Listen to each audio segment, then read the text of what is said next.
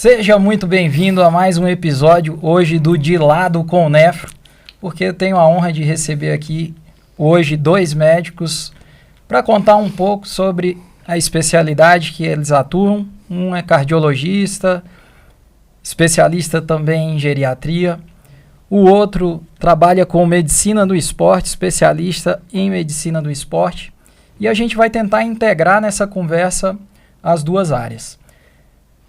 A atividade física, particularmente, mexeu muito com a minha vida. Eu sou um ex-obeso e talvez eu não estaria mais vivo aqui, porque eu trabalhei na linha de frente do Covid. E naquela época, os obesos, eles morriam muito mais do que as pessoas mais em forma. Então, se eu tivesse ali no auge dos meus 115, 120 quilos, talvez o Covid tivesse me levado. Então eu sei como a atividade física ela é importante, ela impacta a vida das pessoas, diminui risco cardiovascular, faz envelhecer com saúde, dá realmente aí tempo de vida. E a questão do esporte tem ainda todo um contexto muitas vezes social. Quantas crianças elas nas periferias das cidades, você tem ali um projeto de esporte que acaba sendo uma válvula de escape para aquela comunidade, para aquelas crianças, você alimenta sonhos ali. Então, saúde, esporte, atividade física e medicina tem tudo a ver. Sem mais delongas, queria chamar aqui primeiramente o Dr. João Marcelo Villanova. Queria que você se apresentasse, por que você escolheu fazer medicina e por que atuar na área de medicina do esporte. Conta pra gente um pouco.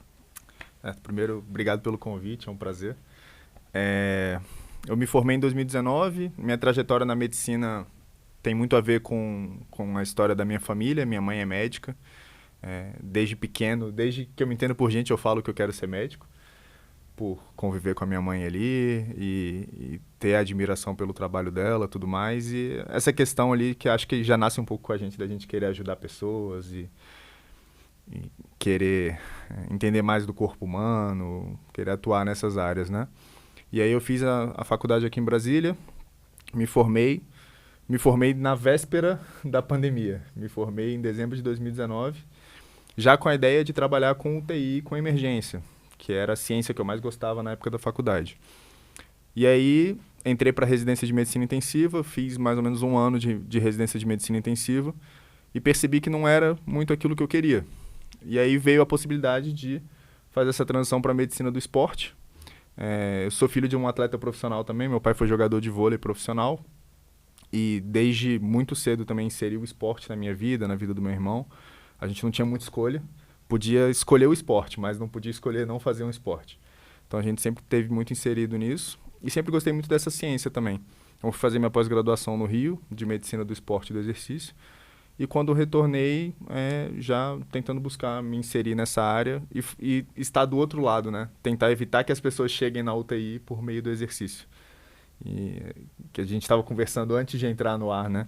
Como que o exercício ele tem essa capacidade, o esporte tem essa capacidade de salvar a pessoa ainda no caminho por uma doença ou a pessoa que já tem uma doença determinada, mas para evitar que essa doença progrida e a gente conseguir dar saúde para a vida da pessoa. Gosto muito de atuar com esporte de alto rendimento, mas gosto muito também de atuar com a pessoa comum, levando o exercício para a vida dela com saúde, buscando mais saúde com exercício. Perfeito.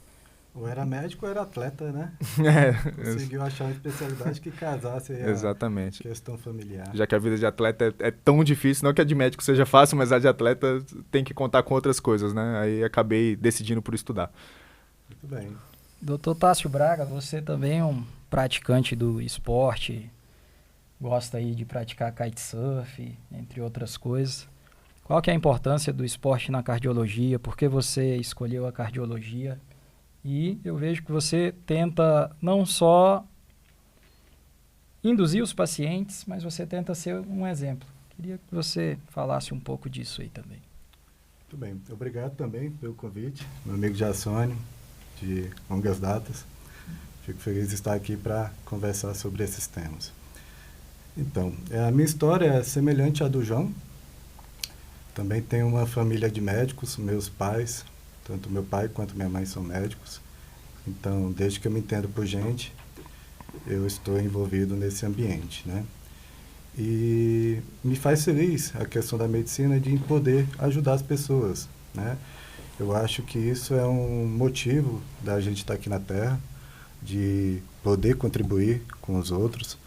Essa reciprocidade, quando o paciente atinge os objetivos, melhora a saúde, me faz feliz, é muito gratificante poder trabalhar com a cardiologia, que as mudanças acontecem às vezes no longo prazo, mas também acontecem num curto período, e isso me traz muita felicidade. E além da cardiologia, eu também tenho uma especialização em geriatria, que abriu minha mente mais ainda em relação à área clínica, porque o envelhecimento, há algumas alterações em decorrência do envelhecimento, alterações fisiológicas, que não são bem estudadas, em função da idade, da limitação dos estudos. Então, permite da gente individualizar cada paciente e definir metas de tratamento conforme as comorbidades, conforme as doenças que esses pacientes apresentam.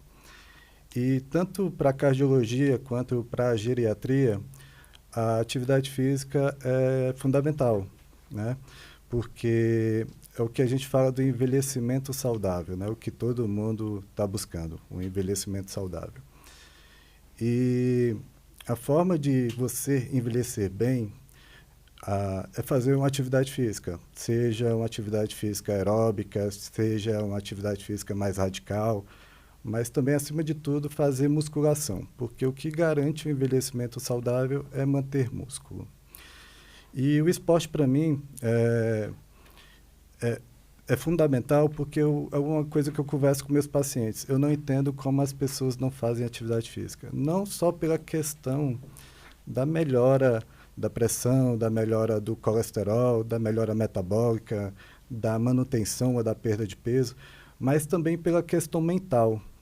Hoje vivemos num mundo muito corrido, mundo de muita ansiedade, depressão, e a atividade física controla, ajuda e muito a controlar essas situações, porque uma mente saudável contribui muito também para os outros órgãos, para ter um controle de todas essas comorbidades. E desde sempre, né, comecei através da academia. Confesso que no começo a questão da musculação não me agradava tanto, era mais uma obrigação, uma questão que também envolvia um pouco de estética. A questão da musculação depois virou uma necessidade, mesmo para controle tanto do colesterol quanto da pressão, para eu me manter bem da questão de saúde. E com o passar do tempo, a gente vai se adaptando, vai gostando, vai aprendendo. E é uma outra coisa que eu falo com meus pacientes, nem tudo no começo é fácil e a gente gosta. A gente, às vezes, precisa de dar um tempo para determinada atividade para saber como é que vai ser a adaptação, se vai gostar, se vai continuar nessa atividade. Então, é preciso dar tempo para as coisas. Eu falo, às vezes, também que o trabalho, às vezes, no começo não é fácil, o relacionamento, casamento, às vezes, no começo não é fácil. Da mesma forma, é atividade física. Nem sempre no começo é fácil, mas é importante persistir, tentar, que com a continuidade da atividade física, vai gostando, vai se encontrando. E caso não encontre determinado esporte, ou academia, ou pilates, o que quer que seja, existe dos mais diversos. A pessoa tem que ter uma atividade física para chamar de sua, né?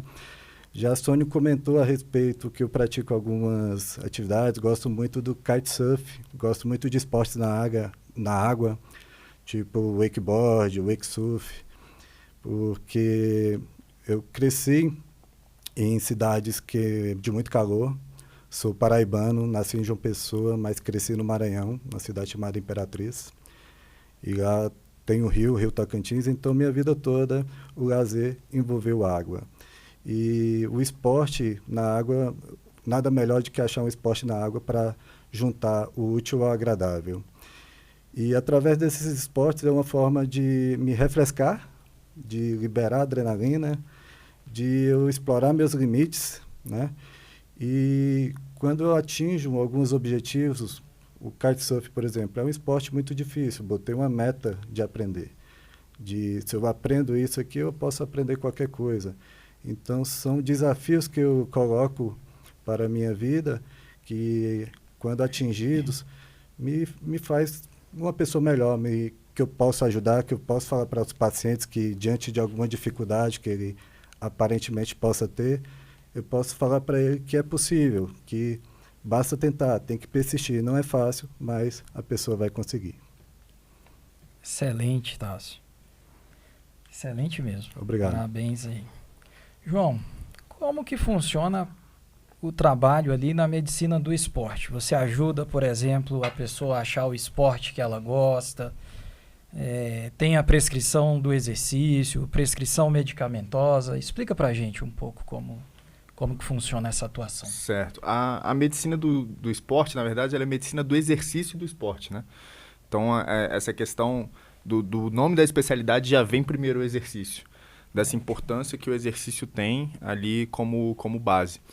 Então, a grande clientela, a grande quantidade de pacientes que buscam hoje o médico do esporte são pessoas comuns, praticantes de exercício físico, ou pessoas que querem iniciar o exercício físico, então às vezes pessoas obesas, sedentárias, ou pessoas saudáveis que querem manter-se saudáveis, né? Que buscam por um aconselhamento, por uma avaliação pré-participação, para saber como é que está a saúde cardíaca, a saúde metabólica antes de iniciar um exercício físico. Ou uma mulher saudável que esteja entrando na menopausa e quer, por meio do exercício físico, manter a saúde óssea, diminuir os efeitos do climatério, tudo isso, todos esses benefícios que o Dr. Tássio falou, né, que o exercício físico ele tem. Se a gente fosse fazer um podcast só sobre benefícios de exercício, ia ter umas 40 horas de podcast.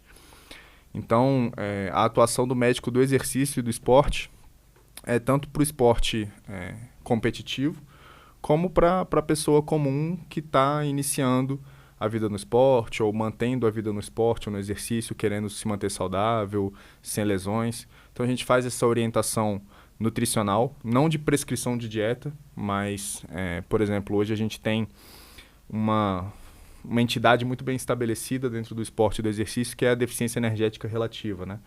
Uma síndrome, antigamente chamava-se de tríade da mulher atleta, hoje em dia já é mais ampliado também, a gente sabe que isso acomete o homem. Então, muitos praticantes de exercício físico acabam comendo menos do que deveriam ou gastando mais do que deveriam. E isso causa problemas metabólicos, problemas ósseos, né? É um acometimento hormonal importante pela questão do corpo de privação de energia. Então, ele entra em um estado de alerta e diminui a atividade hormonal, a atividade metabólica. Então, a gente faz esse aconselhamento nutricional do que seria interessante de ingesta de carboidrato, calórica, proteína, no emagrecimento, na hipertrofia. Então, toda essa questão de cima, né? Essa prescrição em termos de quantidade, de números. E depois a prescrição da dieta mesmo vai ser feita por um profissional especialista naquilo, né? Existe uma faculdade específica para que se prescrevam dietas. Mesma coisa o exercício. Então, por exemplo, essa semana me buscou um paciente com história de lesão e relesão do ligamento cruzado anterior, um praticante de wakeboard. Teve 2 lesões de LCA fazendo wakeboard. Perigoso. Provavelmente não fez o fortalecimento adequado, devia ter algum déficit muscular ali. E aí 2 vezes em aterrissagem ele fez essa lesão do ligamento cruzado. Então, assim, um paciente que já tinha lesão de ombro, já tinha lesão do joelho, estava retornando ao esporte. Então, a gente faz essas avaliações musculares. A gente pode lançar mão de alguns aparelhos que fazem essas avaliações, um teste isocinético, testes biomecânicos para ver o padrão de movimento dessa pessoa e orientar quais grupos musculares devem ser mais fortalecidos, como que a gente vai mudar biomecanicamente os movimentos desse paciente. Então, esse paciente, às vezes, o joelho entra num determinado movimento, isso aumenta o risco de uma lesão de ligamento cruzado. Então, a gente faz um trabalho específico para isso. Tudo muito conectado ali com o fisioterapeuta, com o profissional de educação física. A gente faz orientações para que esses profissionais também façam as suas prescrições, façam no seu trabalho com base no diagnóstico que a gente fez, né? Em termos de prescrição, acaba que a gente trabalha muito com a questão do emagrecimento também. Às vezes, reposição hormonal. Uma paciente que esteja na menopausa e que esteja com fraturas por osteoporose, às vezes ela pode ter indicação de fazer uma reposição de estradiol, de estrogênio, e o médico do esporte pode fazer isso. Ou um paciente, tanto um paciente obeso como um paciente já um pouco mais velho, ou um esportista que por conta do excesso de exercício físico ou de algum déficit nutricional, ele acaba tendo uma deficiência de testosterona, a gente pode fazer essa reposição também. Então a gente pode atuar nessa área. Então acaba que a nossa prescrição ela é muito global. O médico do exercício, ele funcionaria como um médico de família, mas do esportista. Eu ia perguntar talvez qual a principal diferença aí do médico do esporte para o nutrólogo que está em alta, assim. É toda. Porque assim, o médico do esporte ele vai ser especialista no exercício, né? Claro que várias especialidades médicas acabam se entrelaçando muito nessa questão de alimentação, mesmo a gente com a cardiologia, na parte de avaliação pré-participação, de fazer, assim, com ortopedia, mas de fazer um teste ergométrico, uma ergoespirometria para avaliar a saúde do coração. Mas assim, a nutrologia ela vai estar muito relacionada com o diagnóstico de questões nutricionais, diagnósticos relacionados ao trato gastrointestinal, a déficits absortivos, tudo mais. O médico do esporte, ele referencia muito para o nutrólogo quando necessário. Às vezes um atleta que tem algum déficit nutricional mais importante por conta de uma doença específica, às vezes é um celíaco, às vezes tem algum tipo de anemia por uma alteração anatômica ou funcional ali do trato gastrointestinal, a gente referencia esse paciente. Mas no dia a dia a gente vai estar mais relacionado com a prescrição dos macronutrientes em geral, alguns micronutrientes, muito de suplementação esportiva, né? Então, chega muito atleta, muito praticante de esporte que não consome carboidrato e criou-se uma demonização do carboidrato, né? De pensar que todo carboidrato é açúcar e que açúcar é a pior coisa do mundo. Mas, na verdade, o carboidrato é a base de todo o desempenho esportivo, né? Quando a gente faz um exercício intenso, a gente está gastando carboidrato, queimando carboidrato, é o combustível. Então, uma pessoa que queira performar no exercício, no esporte, ela precisa estar consumindo carboidrato. A gente faz essa orientação, a reposição intra-treino, a reposição intra-competição de carboidrato. Então, assim, é realmente uma visão bem macro de toda a saúde do esportista, do atleta, como se o médico do exercício e do esporte ele fosse o coordenador da saúde desse esportista.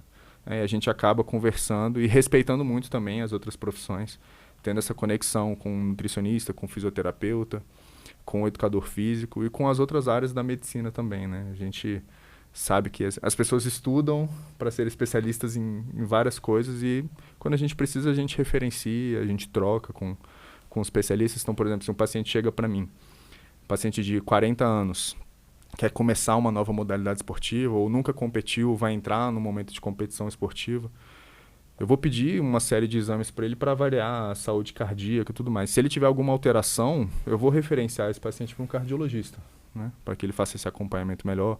Às vezes um exame um pouco mais específico. Mas o médico do exercício do esporte realmente é esse ponto de entrada das pessoas no mundo do exercício físico. Muito bom. João comentando, né, a respeito da especialidade dele, e eu me vi numa situação há alguns anos atrás, uns 2 anos atrás, do qual eu machuquei o meu punho fazendo musculação, exercício bobo, e uma forma de não parar minha questão da atividade física, eu comecei, vou correr. Quero correr, vou botar a meta de correr meia maratona do Rio, por exemplo, né? E comecei a praticar, mas sem um preparo adequado, não vai muito longe, porque questão de 2 meses começou o meu joelho querer falhar, como se ele fosse sair do local, né? E naquela situação que meu punho já não estava dos melhores, eu digo, não dá para arriscar o joelho também. Então tive que me aposentar precocemente aí das pistas de corridas. E a outra situação que ele comentou, que é uma coisa muito interessante, que nessa época, quando eu era mais ativo do que eu sou hoje, e o que eu comento é que é mais difícil ganhar peso do que perder peso. Pelo menos para mim, né? Acho que há controvérsia.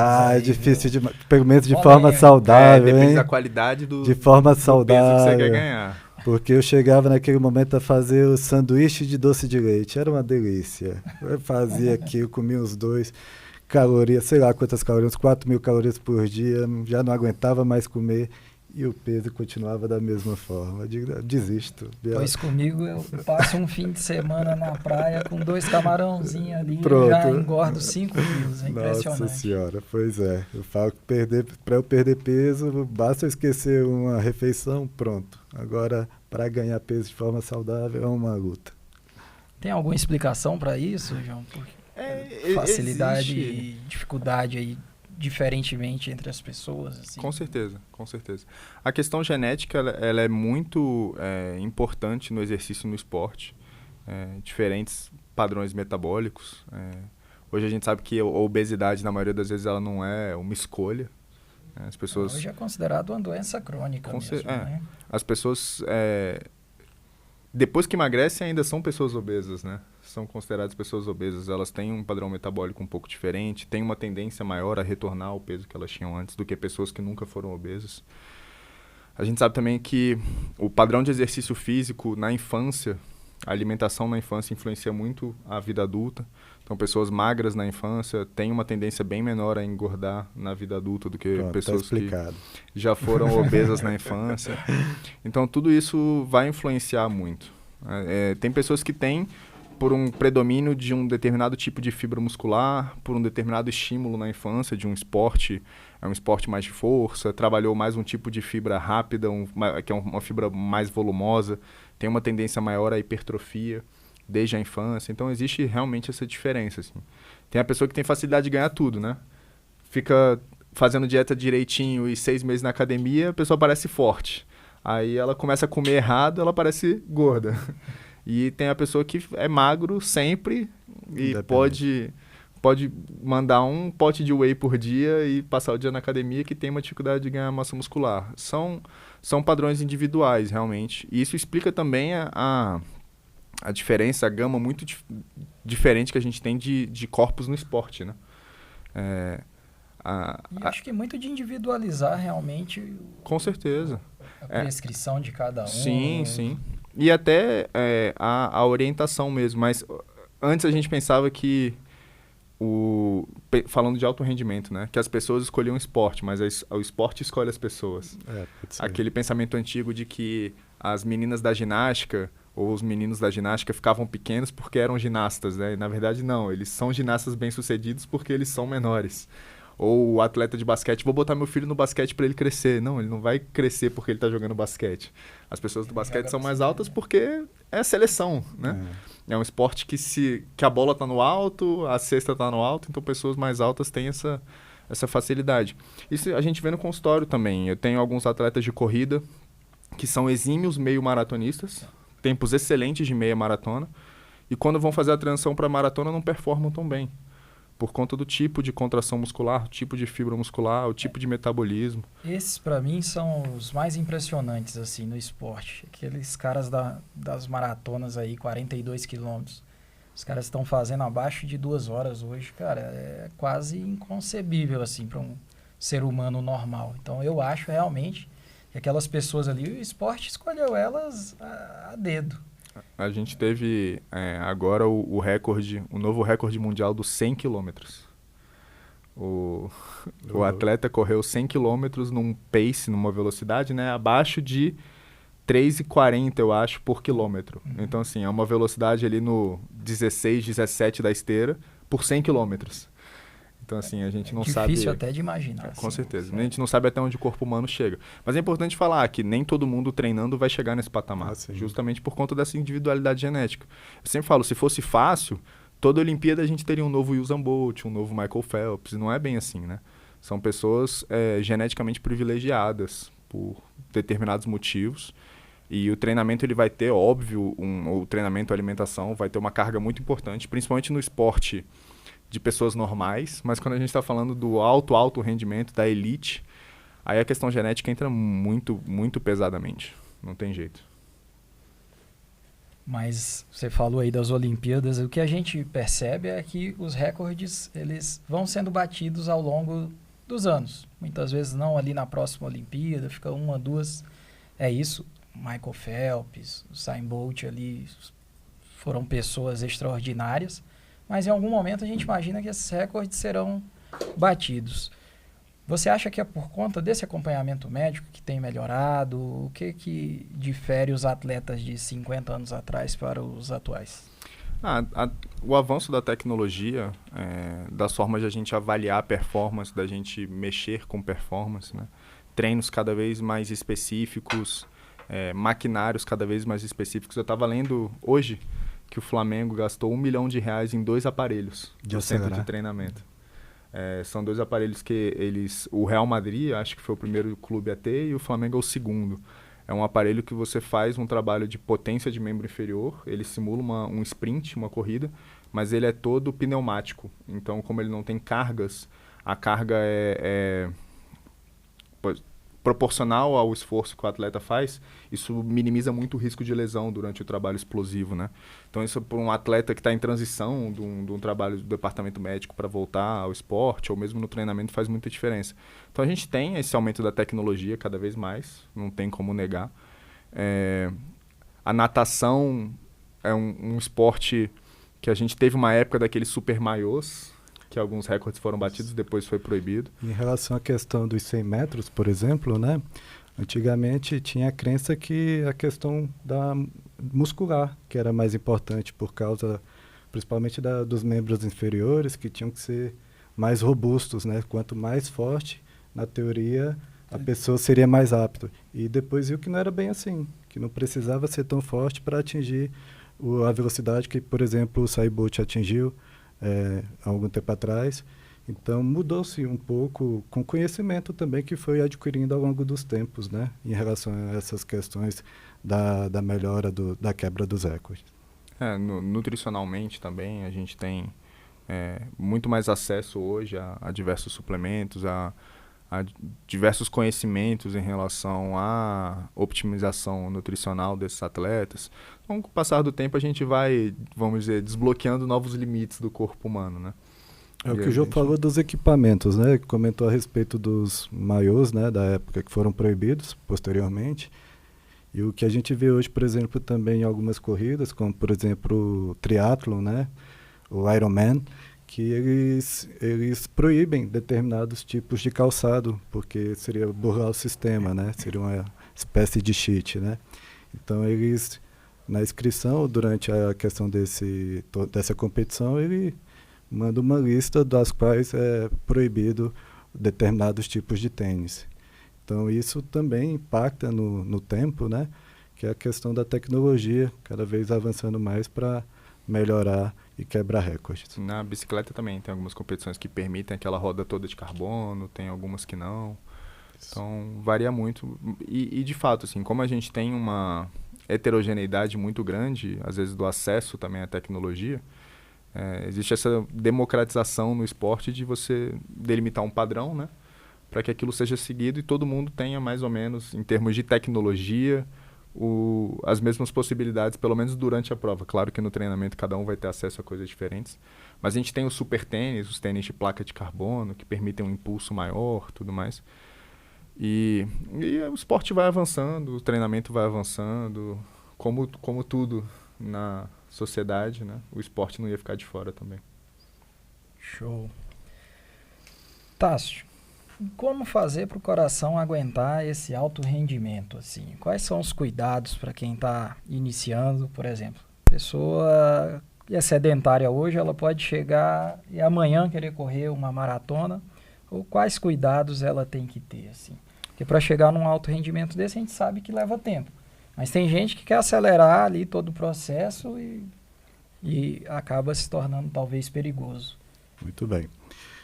Quando o paciente começa numa atividade física, né, inicialmente começa de uma forma mais suave, e à medida que vai evoluindo nessa atividade física, é importante fazer uma avaliação cardiológica quando começa a ir para um rendimento, para um alto rendimento, principalmente em pacientes que já têm uma história familiar, principalmente relacionado a parentes de primeiro grau, que tem uma história de morte súbita, que tem uma história de doença arterial coronariana precoce, ou seja, o pai ou mãe que infartou ou teve um AVC de uma forma jovem, antes dos 50 anos, de forma sucinta.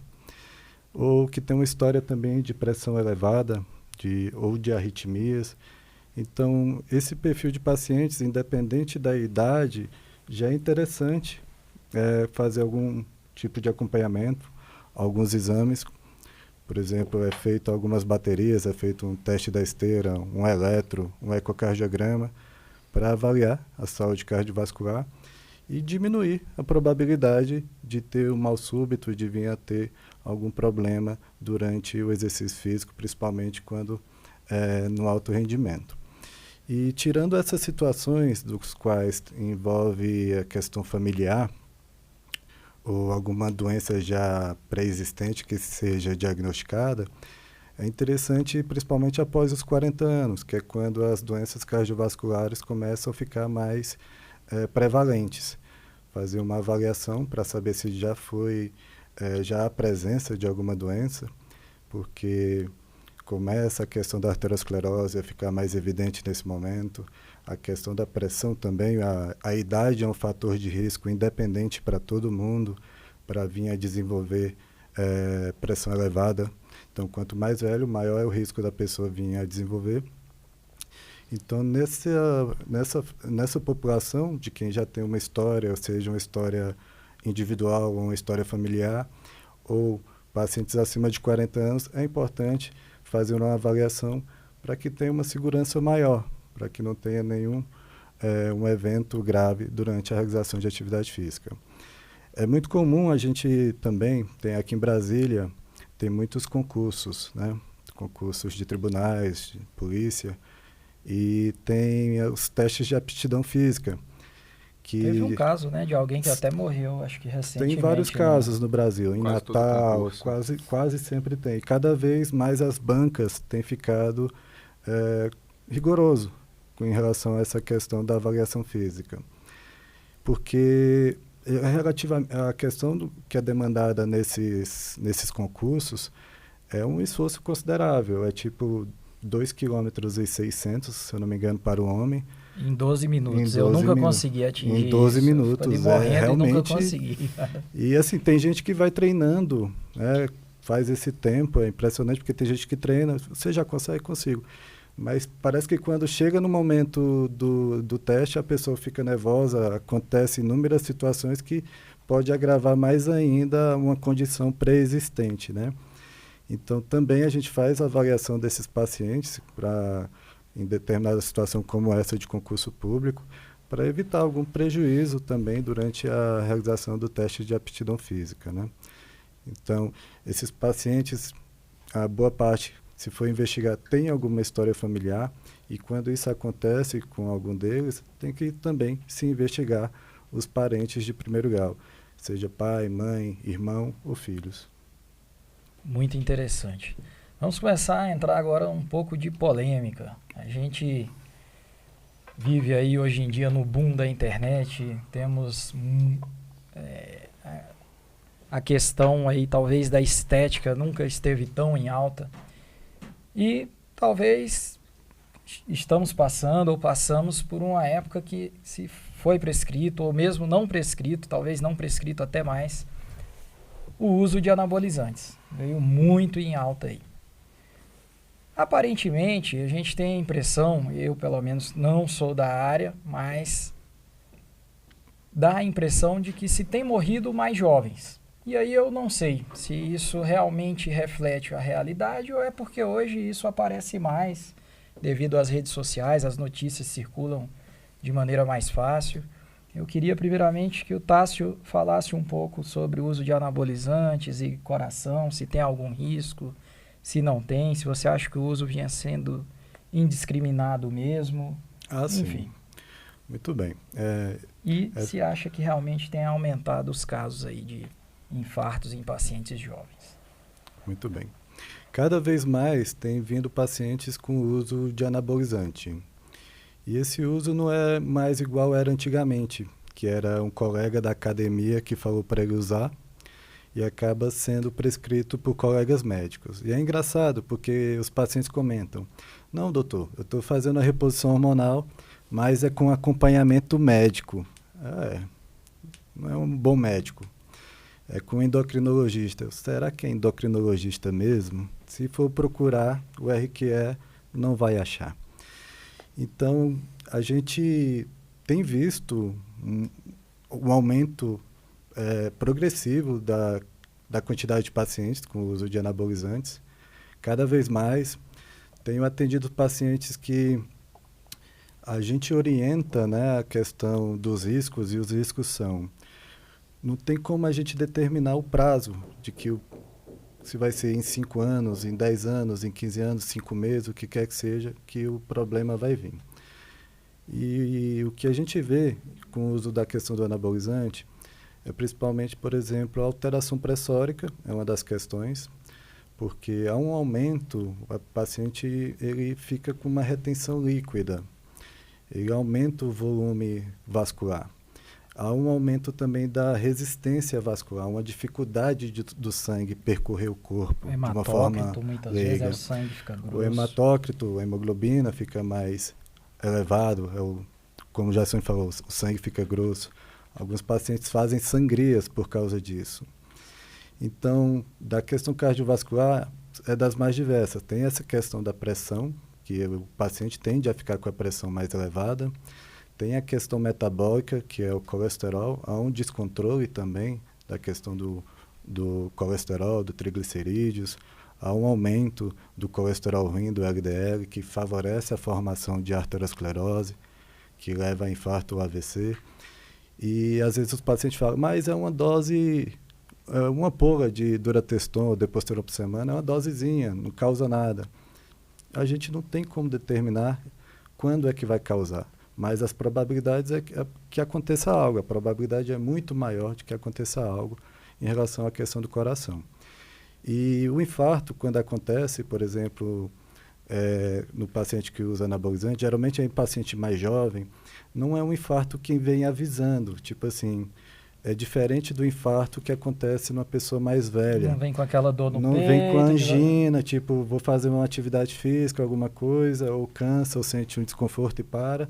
É de forma súbita, porque geralmente é uma questão trombogênica, se forma um trombo e obstrui a artéria do coração. E nessa população tende a ser muito mais grave quando acontece um infarto, porque o organismo ainda não teve mecanismos fisiológicos para reverter essa obstrução. Porque quando acontece numa pessoa mais velha, essa obstrução vai acontecendo de forma gradativa e vai se formando uma circulação colateral para vencer essa obstrução. Então, acaba sendo umas pontes fisiológicas, mais ou menos, para vencer essa obstrução. Então, quando tem obstrução, ainda existe alguma válvula de escape em relação a essa obstrução coronariana. Diferente do jovem, que quando acontece a obstrução, não deu tempo de ter formado esses vasos colaterais. Então, se o paciente não vinha a falecer, a chance dele ficar cardiopata, com uma alteração do batimento, do coração não bater da forma como batia antes, se bater fraco, é muito maior. Então, se perde muito em qualidade de vida, anos de vida desse paciente. Esse paciente, se viver, tem uma necessidade de tomar vários medicamentos para que ele tenha um mínimo de qualidade de vida, que não precise ficar indo para o hospital por causa de falta de ar, por causa de inchaço.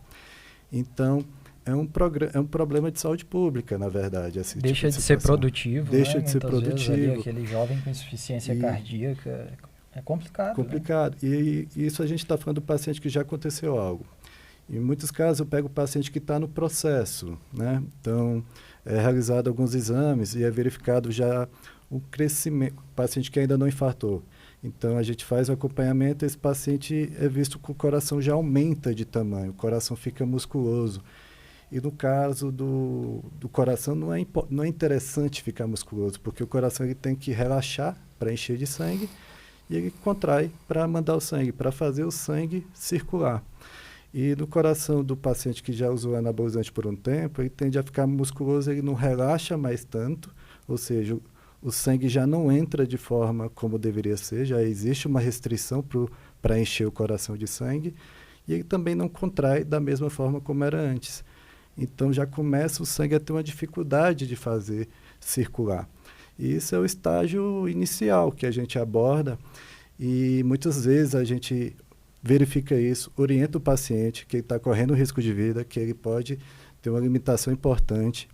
E em muitos casos ele ainda opta por querer continuar fazendo uso do anabolizante. Fala, mas doutor, se eu parar de usar isso aqui, minha libido vai cair lá embaixo, eu não dou conta mais, eu vou ficar desanimado, não vou dar conta mais de viver. Não vou brincar mais. Não vou brincar mais, vou perder peso, vou perder tudo que eu construí. Então é uma situação muito complexa porque se cria uma dependência do anabolizante. É como se fosse uma droga. A pessoa não consegue mais viver sem aquilo. É uma droga. É uma droga, é verdade. Uma droga ilícita, uma droga. Então é bem complicado. A partir do momento que a pessoa começa nisso, para ela parar, fazer o desmame e aceitar como as coisas são, é bem complexo. E em relação ao que a gente tem de estudo, na verdade engloba um pouquinho da sua área, da nefrologia. Porque um estudo recente que tem, de 2023, que foi publicado numa revista importante, que é da New England, foi um estudo com mais ou menos 5.000 pacientes, botou 2.500 pacientes para tomar anabolizante e 2.500 placebo. E esses pacientes eram pacientes de alto risco. Placebo é farinha, tá? Farinha, Ali, isso. tá só fingindo que está tomando um medicamento. Nesse caso deve ser uma injeção só de azeite. De azeite. Só No de caso era gel, porque era gel. O que foi utilizado no estudo era o testosterona gel. E era pacientes que entre 45 e 65 anos, que tinham hipogonadismo, que é uma indicação do anabolizante, né? Só homens nesse estudo? Só homens, então eram homens que não produziam testosterona de forma adequada, que tinham uma média de testosterona de 200 e pouquinho. E esse estudo foi feito com testosterona tópica, e a meta do estudo era para que a testosterona ficasse entre 350 e 750, que seria uma dose fisiológica. E foi feita uma análise, um segmento de 2 anos nesse estudo. E nesses 2 anos de estudo, não houve um aumento de infarto ou de AVC, nesse período que foi estudado, mas houve um aumento de fibrilação atrial, que é uma arritmia, houve um aumento de embolia, ambos com em torno de aumento de 50% em relação ao grupo controle, e houve também um aumento de doença renal crônica nesse perfil de pacientes. Só que vale ressaltar que esse estudo, o acompanhamento só foi 2 anos. E como eu disse, a gente não sabe como é que isso aqui vai ser ao longo de vários anos, 5, 10 anos. A gente quer envelhecer e chegar nos 90 anos. Então, daqui 10, daqui 20 anos, como é que vai ser? E esse estudo foi bem conduzido, com acompanhamento mensal, em níveis de testosterona fisiológico. E ainda assim, que não deu infarto, mas já deu outras condições que são muito graves, né? Mesmo no paciente que tinha a indicação. É o Traverse? Oi? É o Traverse, né? Isso. Então, assim, independente da dose, né, da forma como é administrada e do acompanhamento, o risco existe. É as probabilidades. Então, se faz uso ou se já fez uso, é importante fazer um acompanhamento para saber se tem alguma alteração que é passível de reversão. Ele veio para polêmica mesmo. Já vimos aqui que o cardiologista jogou 500 contraindicações aí para o uso de anabolizante. E aí eu queria saber do João, se teria alguma indicação. No seu consultório chega muita gente já pedindo prescrição de anabolizante. Como que você lida com isso, assim? Como avaliar esse risco-benefício? Explana para a gente, por gentileza. Certo. Na verdade, eu percebi nos últimos 2 anos uma redução até do número de pessoas que buscam o consultório com essa finalidade de usar esteroides anabolizantes, com essa finalidade estética. De 2021 a 2023, ele acho que foi o boom.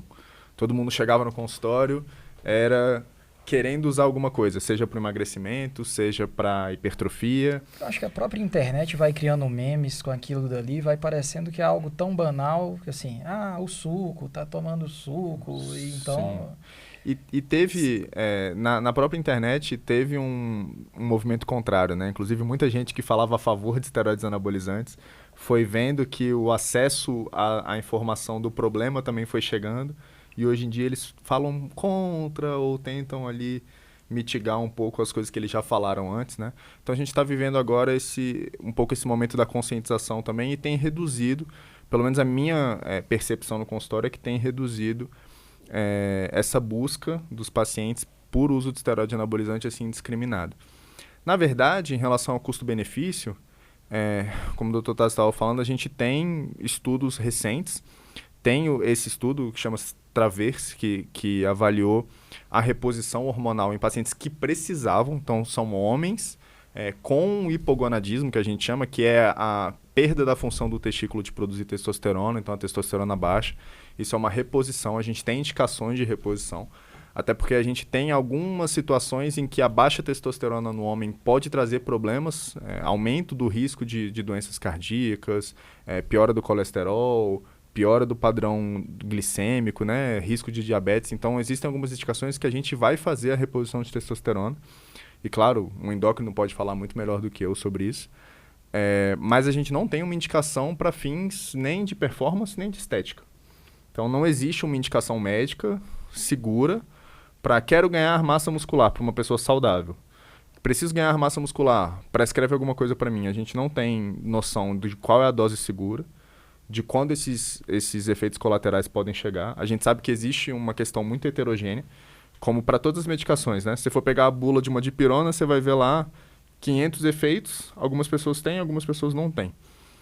Só que quando a gente fala em esteroide anabolizante, isso acaba virando uma roleta russa, porque tem efeitos... a pessoa vai ter calvície, vai ter queda de cabelo, a mulher pode engrossar a voz... Mas a gente tem efeitos muito piores, né? A pessoa pode acabar virando um paciente renal crônico dialítico ou um paciente com uma insuficiência cardíaca por conta de um infarto ou mesmo por conta do processo de fibrose, de enrijecimento do coração. E a gente não sabe quem vai desenvolver aquilo. Então é uma roleta russa. A gente não sabe dose segura, a gente não sabe tempo para desenvolvimento de sintomas. E a gente não tem estudos seguros em relação a isso, porque a gente não é ético submeter um paciente a uma droga que sabidamente vai causar algum risco. Então a gente não tem como fazer um estudo com abuso de esteroide anabolizante. Pegar pessoas saudáveis e submetê-las a doses altas para ver o que vai acontecer, né? Nenhum comitê de ética aprovaria isso. Então a gente não consegue saber qual é a dose, qual é o limite, até por essa questão individual. Mas a gente tem situações em que a gente pode usar... que a gente chama de off-label, né? Não está na bula, mas que podem ser usados esteroides anabolizantes, a gente pode perceber alguma melhora. Então, pacientes que têm uma massa muscular muito reduzida, principalmente idosos, com risco de queda, com risco de fratura de fêmur, mulheres na menopausa, isso já está bem estabelecido, né? Reposição hormonal em mulheres de menopausa, pelo risco de osteoporose, para melhora de alguns outros sintomas, para melhora do risco cardiovascular. Então, assim, a gente não pode também demonizar os esteroides anabolizantes, que são medicações, como quaisquer outras, mas a gente precisa entender que a gente precisa de mais estudo, a gente precisa entender as indicações, a gente precisa entender as contraindicações. O Dr. Tassi estava falando, não existe hoje, faço abuso de esteroide anabolizante, mas com um médico. Não existe isso. As pessoas falam, não, eu estou brincando de roleta russa com uma arma, mas é com um médico. Não vai fazer muito sentido. E não existe prevenir complicação. Porque às vezes fala, né? Não, eu tomo isso para prevenir as complicações. Não, você já está tratando as suas complicações. Você está usando um esteroide anabolizante mais 10 remédios cardiológicos. Na verdade, você está tratando os problemas que você já tem pelo uso de esteroide anabolizante. Não é que você não vai ter problema. Você está reduzindo os sintomas usando outras medicações. E essas medicações vão ter outros efeitos colaterais. E a gente começa a empilhar remédio. Né? Exatamente. Aí quando vai ver, está usando meia dúzia de hormônio mais 10 remédios para tratar efeito colateral disso e daquilo. Então, assim, a gente não tem uma indicação hoje. Inclusive, tem uns 2 anos, né? Ou 3 anos, foi vedado pelo CFM o uso de... Formalmente, né? Nunca tinha sido permitido, mas formalmente foi vedado ao médico a prescrição de esteroide anabolizante para fim estético ou esportivo. O de performance. Então, hoje a gente não usa para fim estético, não é ético, não é legal do ponto de vista nem realmente de legislação médica, nem do ponto de vista entre pares, né? Os médicos não veem bem colegas que prescrevem esteroides anabolizantes simplesmente para fins estéticos. Mas a gente usa diversos hormônios para diversas coisas na medicina. Então a gente não pode demonizar uma medicação, um hormônio, simplesmente porque tem gente que abusa daquilo. Porque tem gente que abusa de insulina também. Tem bodybuilder que usa insulina para aumentar o músculo. A insulina é o hormônio mais anabólico que a gente tem no organismo, né? A insulina e o GH são os hormônios mais anabólicos que a gente tem. Então tem gente que usa a insulina para tentar ganhar músculo, com um risco gigantesco. Talvez seja uma das coisas mais perigosas que uma pessoa pode fazer. É usar a insulina para tentar ganhar músculo. Mas nem por isso a gente deixa de prescrever insulina para quem é diabético. Então é tudo uma questão da gente... Cuidado, hein, galera? Não vamos usar insulina. Não. Isso não foi uma dica. Cuidado, hein, galera? Tá na lista de jeitos mais estúpidos de morrer. Não aí. Façam isso. Mas assim, falando que a gente tem medicamentos, os medicamentos têm indicações, eles têm efeitos colaterais, eles têm riscos. Mas toda vez que um médico prescreve um medicamento, é acreditando que o benefício daquele medicamento vai ser maior que o risco. A partir do momento que um benefício ele é puramente estético e ele traz um risco muito grande, não existe indicação para aquilo, né? Do ponto de vista médico, ético, legal, científico. Então, hoje, num consultório de medicina esportiva, para fins de exercício físico, não existe nenhuma indicação de prescrição de esteroide anabolizante. Usa-se também até o hormônio da tireoide para aumentar o metabolismo, né? Ajudar no emagrecimento. É muita coisa que a gente vê aí off-label. HCG. HCG também. E uma coisa que o João abordou, né, a respeito das complicações do uso de anabolizante. Por exemplo, essa semana atendi um paciente que foi diagnosticada essa questão da hipertrofia ventricular, ou seja, do aumento do músculo cardíaco. Coração crescendo. Ele estava no estágio inicial de hipertensão também e usava doses altíssimas de testosterona. A testosterona dele em torno de 5.000. Que para o padrão normal de laboratorial é até 750, se eu não me engano. E foi dadas as orientações de suspensão do medicamento, né, de fazer um acompanhamento regular em função das condições que foram diagnosticadas e principalmente falando do risco que vinha a ser cardiopata. Então, foi introduzido as medicações para ele, para o controle da pressão, para tentar reduzir essa hipertrofia. Mas mesmo com todas essas orientações, o paciente ainda optou por continuar fazendo uso do hormônio. Então é uma situação muito complicada, é como o João falou. Começa com hormônio, começa a tratar com remédio, depois tem um efeito colateral dessa medicação, aí entra com mais outro remédio. E geralmente são pacientes jovens, esse paciente tem em torno de 45 anos, então ainda tem uma vida pela frente. É para ter, né? E em quem faz o abuso do hormônio, né, dificilmente essa pessoa vai usar uma medicação. Normalmente é 1 hormônio, 2 hormônios, 3 hormônios, todo um conjunto. E acho que uma coisa importante que a gente estava até conversando antes, né, é que assim, da mesma forma que a gente começa a chamar hoje em dia de abuso de esteroide anabolizante, abuso de droga, como de outras drogas, das drogas ilícitas também.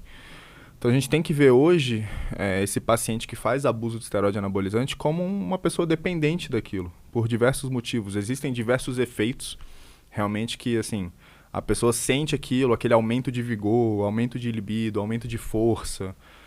O cara se sente incrível. Pro esportista aquilo vai aumentar um desempenho, não tem como negar. É o que eu falo, é muito difícil concorrer com as pessoas que são antiéticas e prescrevem, porque o paciente chega no meu consultório querendo ganhar 1 quilo de músculo, eu vou fazer todo um programa para ele chegar naquele 1 quilo de músculo. E aquilo vai demorar, dependendo do paciente, 1 mês, 2 meses, 3 meses. E ele chega no consultório de um prescritor de esteroide anabolizante querendo ganhar 1 quilo de músculo, talvez isso vá demorar 1 semana. Perfeito. Vai ter o efeito, é óbvio que vai ter. Só o inchaço, Só que né? e a que custo, né? Qual o risco que eu estou oferecendo para o paciente? Então hoje a gente precisa tratar o usuário, o abusador de esteroide anabolizante como um paciente dependente de uma droga.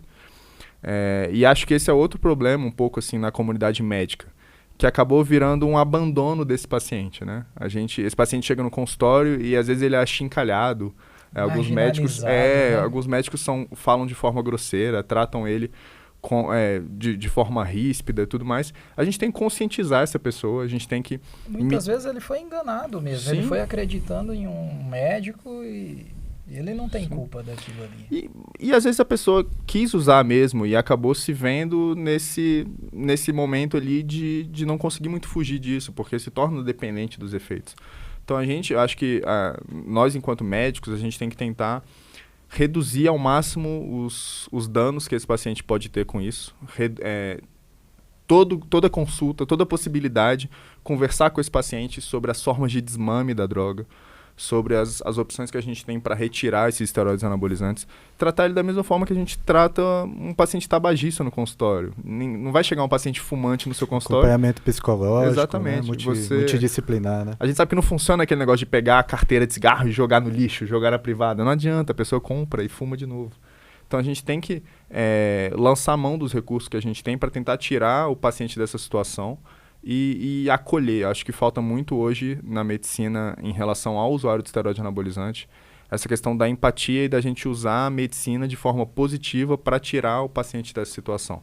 Não adianta simplesmente falar para ele, você tem que parar hoje, isso vai te matar, porque às vezes o paciente não vai sair realmente. Então a gente tem que ter aquela forma de encaminhar a um endocrinologista, porque o paciente passa a vida inteira usando uma testosterona injetável, o testículo dele vai parar de produzir testosterona, então se a gente tira abruptamente essa testosterona, ele não vai continuar não produzindo espermatozoide, não vai produzir testosterona, vai diminuir libido, esse paciente pode entrar num quadro depressivo, ele pode ter risco por perda de músculo, por perda óssea, então tudo tem que ser feito de uma forma paulatina, de uma forma científica, e nós, enquanto médicos, a gente tem que saber acolher esse paciente, né?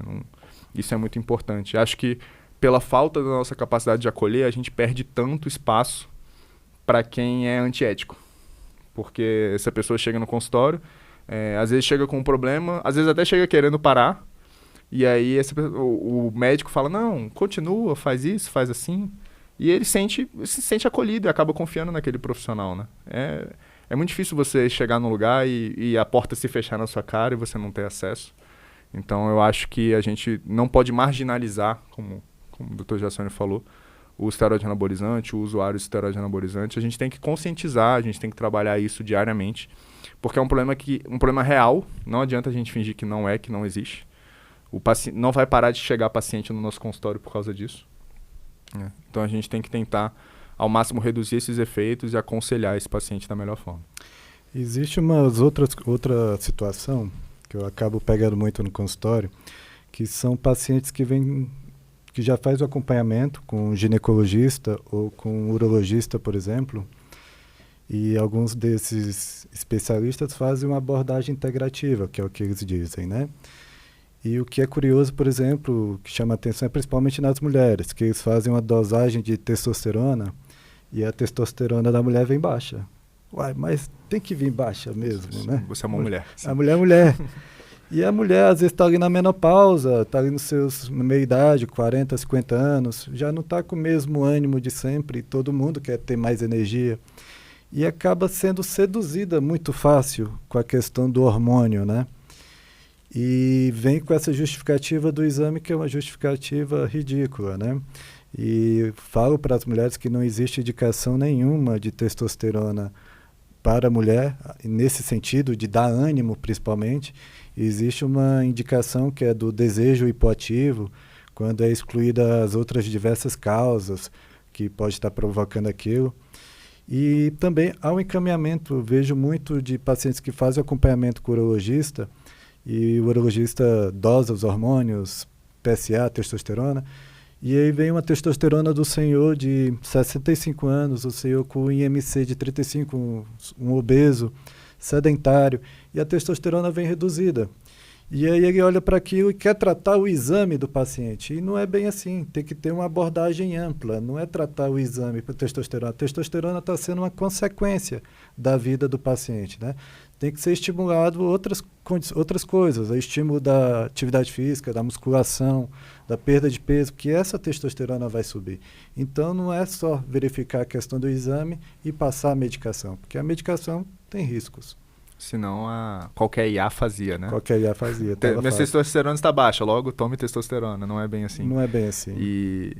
E às vezes essa história, mas doutor, eu tô ganhando peso, eu tô cansado, eu tô dormindo mal. Sim, você tá trabalhando muito, você tá se estressando muito, você tá comendo mal, você não tá fazendo exercício físico.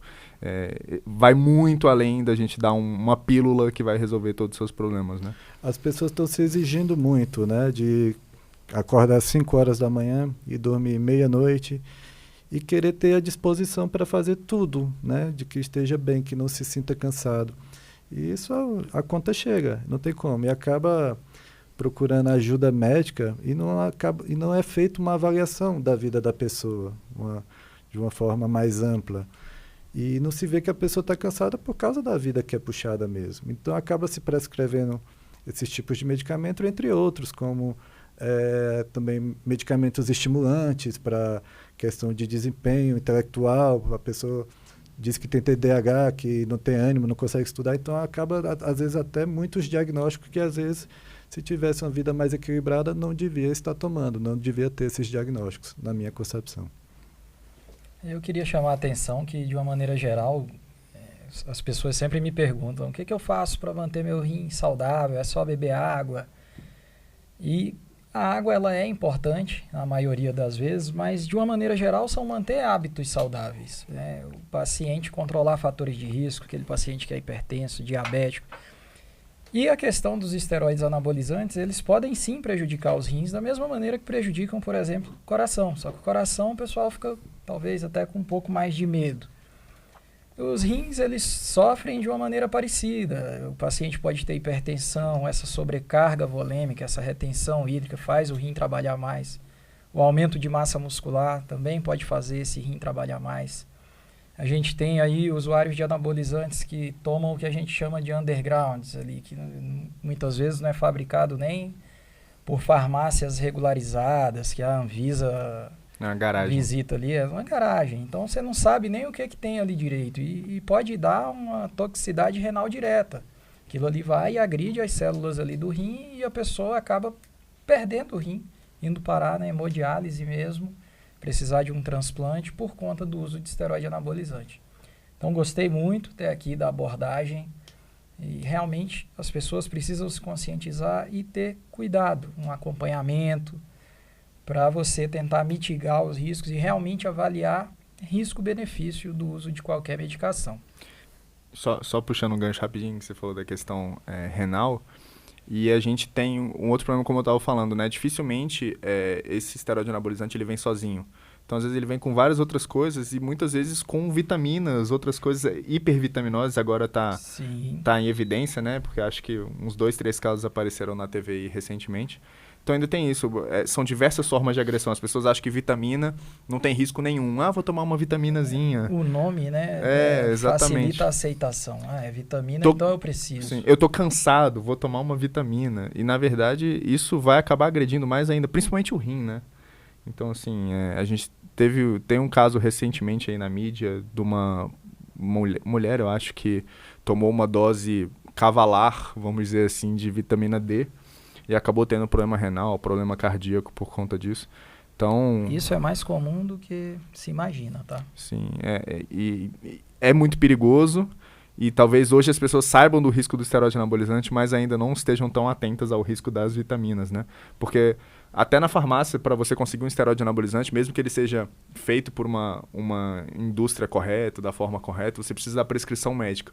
A vitamina não, você chega lá na farmácia, você escolhe o tipo, a cor, não sei o que, homem, mais 60, de A a Z, mulher, você pode pegar a que você quiser e usar, mas não é bem assim. É tipo quando compra uma roupa que a gente vai pagar a determinada coisa no caixa e o vendedor perto. Mas você não quer levar mais uma meia? Exatamente. Da mesma forma é na farmácia. Você comprou seja o que for, seu remédio da pressão, alguma coisa, e ali está a vitamina no balcão, 50% de desconto. E o próprio, leva duas, pague uma. Né? O próprio farmacêutico realmente estimula, né, a questão do consumo da vitamina. E principalmente essa questão que o Dr. João abordou, né, da hipervitaminose, dos malefícios que pode ocasionar, e ainda uma população que é mais sensível a isso, que é uma população idosa, que o envelhecimento, o rim já vai diminuindo consideravelmente, né, a idade favorece ao rim já não filtrar. Perde-se 1% de função renal por ano a partir dos 40 anos de idade. Essa é a média. Então, um paciente de 80 anos chega lá na farmácia, compra ômega 3, vitamina C, complexo de A a Z, vitamina D, compra um pack, né? E tive já um caso de paciente no pronto-socorro que chegou por outra situação, por causa de uma dor torácica, mas na realização de exames foi verificado uma alteração renal. E era um paciente que não tinha nenhum histórico, assim, que mostrasse o motivo daquele problema renal. E quando foi esmiuçado direitinho a história, faziam o uso de doses elevadas de vitamina. No caso dele, era para deixar a imunidade mais alta, né? Então, foi retirada aquela sobrecarga e ainda, graças a Deus, felizmente, houve uma melhora dessa questão da função renal do paciente. Pedro, a galera aqui se empolgou. Quanto tempo temos ainda aqui de... Pessoal tá animado. Você que está assistindo esse vídeo na íntegra, parabéns por ter chegado até aqui. Tenho certeza que está sendo rico de conhecimento para você. Vamos entrar um pouco mais, talvez, em polêmica ainda. Uso de estatinas. Começar pelo Dr. Tássio mesmo. Tem gente que fala mal das estatinas, que pode dar Alzheimer, entre outras coisas. Funciona ou não funciona a estatina? Coitada das estatinas, viu? Nossa, eu acho que é o medicamento mais mal falado que existe na internet. Coitada dela. Eu não consigo entender por quê. Porque de tantos mitos que tem a respeito da estatina. É a maior luta que eu tenho no consultório é o de convencimento do uso deste medicamento. Os pacientes acham, por exemplo, a gente pede, quando passa esse medicamento, um segmento de 3 meses para saber se atingiu a meta desejável, se está tudo certo, se teve algum efeito colateral, porque como nós abordamos tudo, tem a possibilidade de ter algum efeito colateral. Mas às vezes esse paciente vem com 4 ou 5 meses, por exemplo, e na receita está lá, uso contínuo, mas deu 3 meses, esse paciente já parou de tomar o remédio. Ai, doutor, achei que era só para tomar por 3 meses. Só até terminar a caixa. E principalmente o paciente, quando a gente prescreve, às vezes tem um paciente que toma 10 remédios. 4 para pressão, 3 para diabetes, 1 para o ácido úrico, 1 para tireoide, e aí eu vou prescrever a estatina. Ele não perguntou de nenhum se teve efeito colateral, mas da estatina... Mas tem efeito colateral, doutor? Na hora que pergunta isso, é quase certeza de que vai sentir o efeito colateral. Então, já existe uma crença, né? Dia, né? O paciente às vezes espirrou, é culpa da estatina. O paciente sentiu uma dor no joelho, opa, vou parar a estatina. Então, qualquer coisa, existe uma informação disseminada na internet que cria essa questão da estatina como vilão, para ter dor, para ter sintomas, né? E não é bem assim. Existem alguns estudos que foram conduzidos que deram comprimido de farinha e também deram a estatina, e foi semelhante à queixa nos 2 grupos, de quem usava tanto o medicamento quanto quem usava a questão da estatina. E o que é sabido, na verdade, em relação à questão da demência, né? Existe demência por diversas doenças. A mais característica é a doença de Alzheimer. Existe por corpúsculos de Levy, de Parkinson, entre outras. E existe também a demência por causa de microangiopatia, né? Microangiopatia isquêmica. O que é isso? O cérebro tem vários vasinhos bem fininhos, como se fossem umas raízes de umas plantas, bem pequenininhas e fininhas. E essas artérias, elas vão se obstruindo, seja por pressão alterada, seja por causa da diabetes, e também pode ser por causa do colesterol. Então, uma forma de evitar também um quadro demencial pela microangiopatia é controlando estes fatores de risco, como, por exemplo, o do colesterol. Então, é o oposto, faz reduzir a chance da pessoa vir a desenvolver um quadro demencial. Existe isso na internet, de que pode favorecer, né, essa questão, mas não tem nenhuma relação com isso. O efeito colateral que ela tem, que ocasiona em alguns pacientes, é às vezes uma dor muscular. É uma dor muscular como se fosse uma dor quando a pessoa faz a primeira atividade física, está parada e resolver fazer uma atividade física. Uma dor difusa que tende a ser. Em alguns casos pode ter rabdomiólise mesmo, né? Destruição muscular ali, mas normalmente não é algo que se agrave tanto. Né? Vai suspender a medicação e... Nesse momento as pessoas estão pesquisando rabdomiólise no Google. Rabdomiólise é destruição muscular e pode prejudicar os rins, mas aí vem acompanhado dessa dor ali, normalmente nas panturrilhas. Mas normalmente você vai diminuir a dose da medicação, ou às vezes troca por outra medicação. E Normalmente a pessoa não fica usando e agrava um caso desse de rabdomiólise até ir parar numa UTI, por exemplo. Isso não é visto habitualmente. E aí o que eu vejo na prática clínica, que principalmente os pacientes que são de alto risco ou muito alto risco, são aqueles pacientes que já teve um AVC ou já infartou, por exemplo, ou tem várias comorbidades, tem obstrução arterial periférica. Esses pacientes que mantêm a dose do medicamento, é muito raro de a gente observar um efeito colateral nessa população. Muitas vezes a gente descontinua o medicamento nesse paciente não por causa de uma queixa, e sim por causa de uma alteração laboratorial, como a elevação das enzimas hepáticas, a questão da rabdomiólise, que o Jassone comentou. E o paciente, às vezes, ele não está sentindo nada, mas houve uma alteração laboratorial. Por isso, a importância do acompanhamento, né? Que para saber se não teve nenhum efeito colateral, para atingir a meta. Então, quando o paciente já tem um estigma contra aquele medicamento, ele já, de uma forma, ele já esboça algum tipo de sintoma para não querer tomar. E é muito importante, o estudo que tem da estatina é um estudo antigo, é bem validado, ele reduz de 1 a 2% ao ano a questão de infarto ou AVC. E, então parece pouco, 1 a 2% ao ano, né? Mas na hora que coloca 10 anos, 20 anos, 30 anos, a porcentagem 20, 30, 40, 60% de redução de desfecho. E esse estudo ainda era com a simvastatina, que era uma estatina dos primórdios, né? Hoje temos outras estatinas muito mais potentes.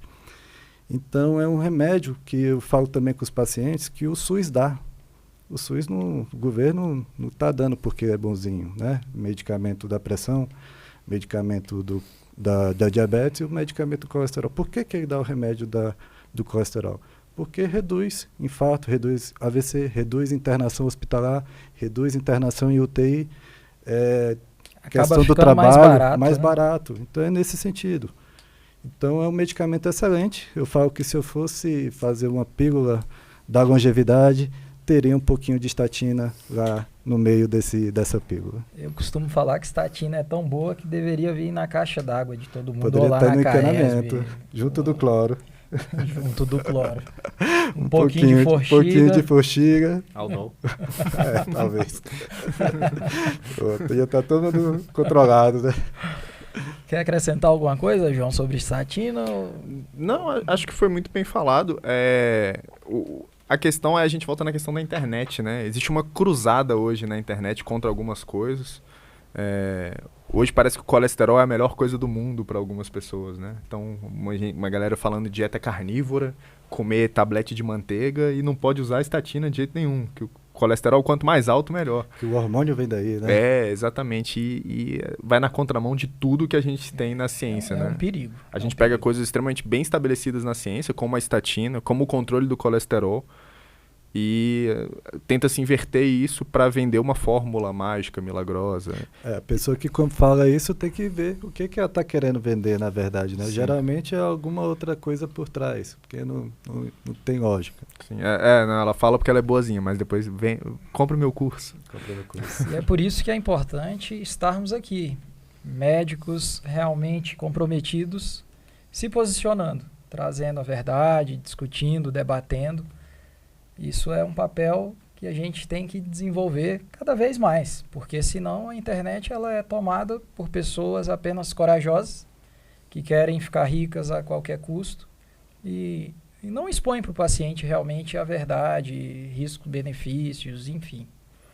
Então, parabenizá-los por estarem aqui dando a cara aí. É importante se posicionar. Vamos aqui para mais um pouco. Uma senhora de 65 anos acabou de mandar uma mensagem aqui perguntando. Ela limpa a casa todos os dias e gasta 2 horas limpando a casa, de segunda a segunda. Perguntou se isso é válido como exercício. Ótimo. Uma separação importante que a gente tem que fazer de conceitos. Essa é minha. Eu já tenho 3 ou 4 anos que eu volto na faculdade onde eu me formei para dar 2 palestras, uma sobre prescrição de exercício físico e outra sobre metabolismo do exercício. E na minha aula de prescrição de exercício físico, meu primeiro slide é definindo conceitos. Diferença de atividade física, exercício físico e esporte. Então, atividade física é qualquer coisa que a gente faça que use qualquer movimento, músculo e gaste energia com isso. Então, limpar a casa é uma atividade física. Subir uma escada, andar, levantar de uma cadeira, tudo isso é uma atividade física. Mas exercício físico, ele necessita de uma periodização, de um planejamento.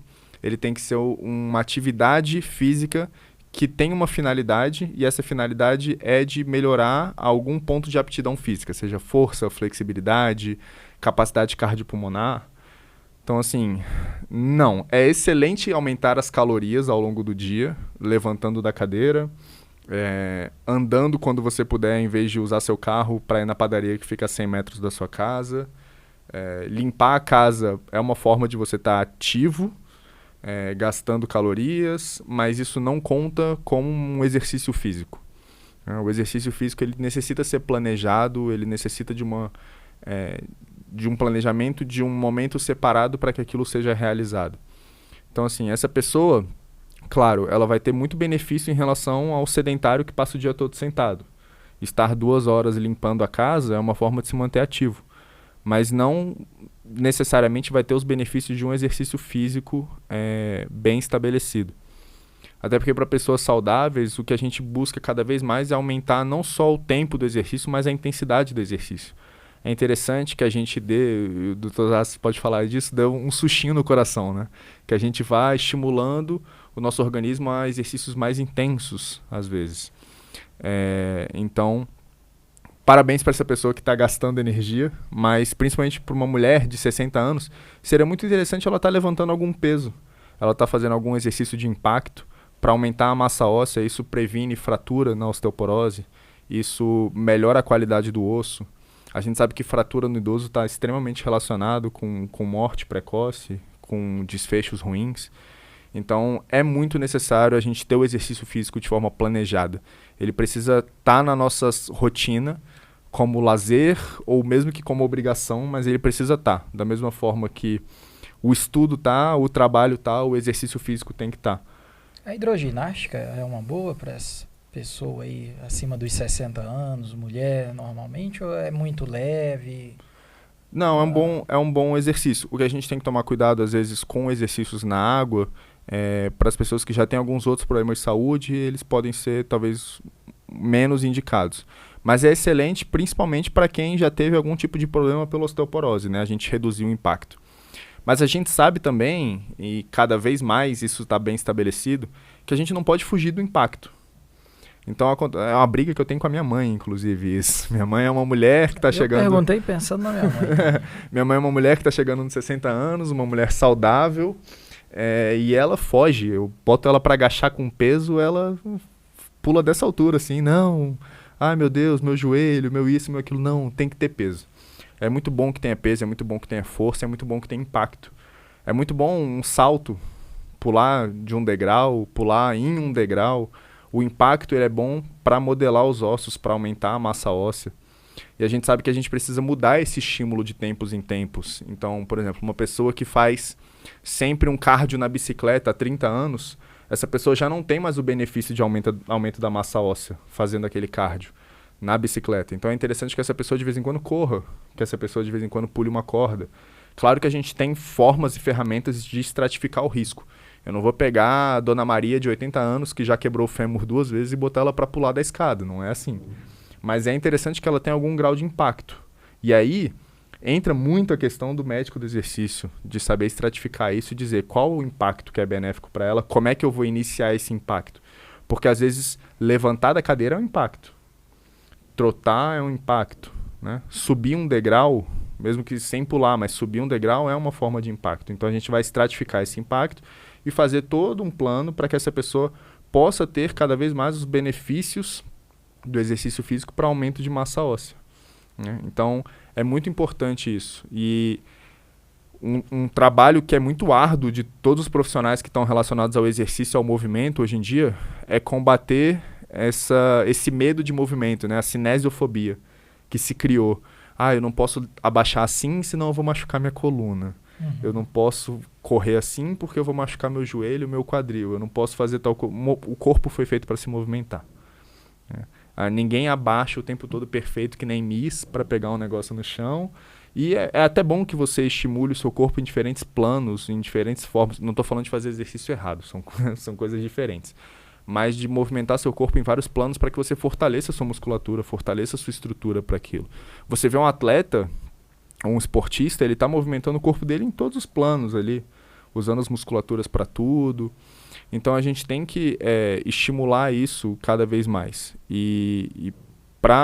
A gente sabe que 1/3 das mulheres brancas acima de 60 anos desenvolvem osteopenia ou osteoporose. É um número muito alto, considerando o risco que isso tem de fratura, de quedas. Então a gente não pode ter medo de exercício, não pode ter medo de impacto, não pode ter medo de movimento.